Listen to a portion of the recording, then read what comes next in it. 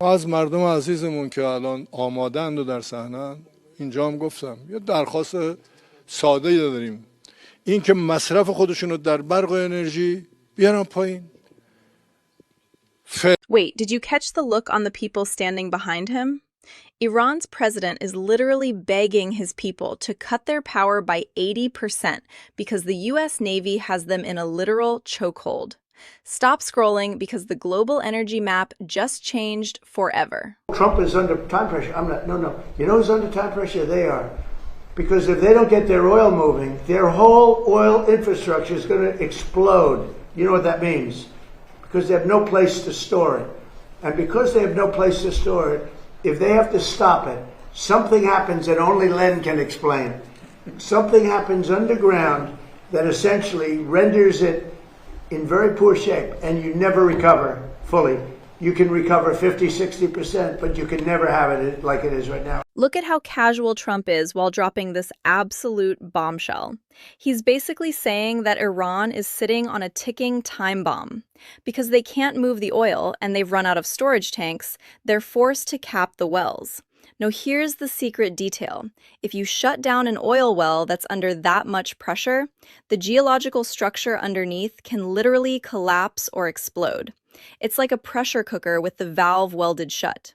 He's pointing out that if they don't get a deal in a matter of days, their entire oil infrastructure, which is the only thing keeping their economy alive, could be permanently destroyed. You can see the people in the room scribbling notes because the implications are massive. China is watching this extremely closely because they are Iran's biggest customer.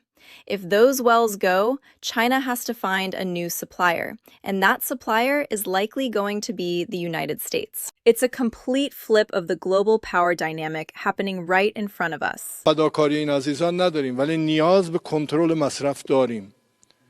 تو خونه به جایی که 10 تا چراغ روشن بشه 2 تا چراغ روشن بشه چه اشکالی داره؟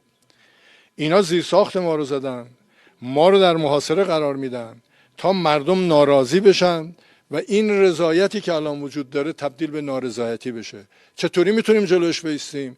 این که ما اون زمینه‌هایی که اونا فکر میکنن باعث نارضایتی رو مردم اجازه ندن اصلا به وجود بیاد. Think about what this actually means. Your government telling you that if you normally use 10 lights, you're now only allowed to use 2. This isn't just a minor shortage, it's a total infrastructure collapse in real time. Look at the microphone he's holding. It's a state TV interview, but the desperation in his voice is something you rarely hear from a regime that tries to project absolute strength. They're calling the blockade a siege and an attack, but the reality is they've run out of storage and the whole country is about to go dark.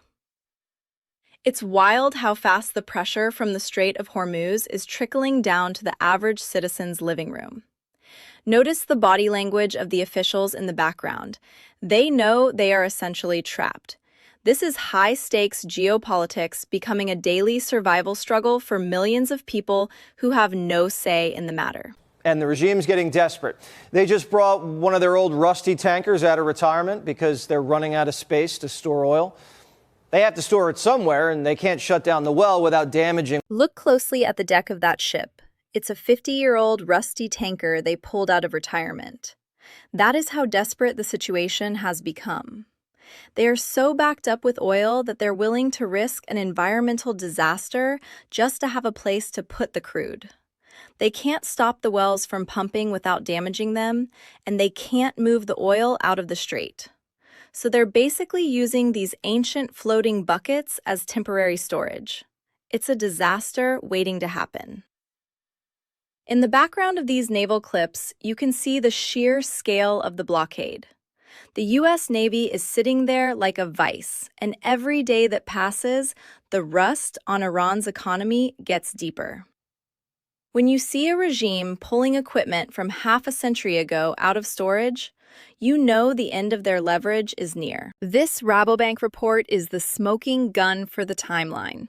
They predicted that Iranian storage would be full in exactly 13 days from the start of the blockade. Well, we are right at that window now. This graphic highlights the permanent supply-side damage risk. Once those geological structures fail, there is no going back. You don't just turn it back on like a light switch. You lose 50 to 60% of the resource potential forever. That's why the panic in the earlier clips was so palpable. The math is simple and brutal. No exports plus full storage equals the death of an oil field.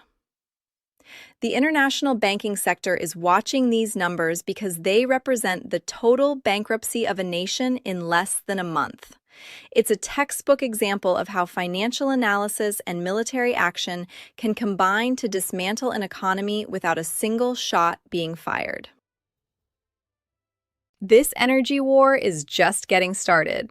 Hit that like button to stay ahead of the next global shift.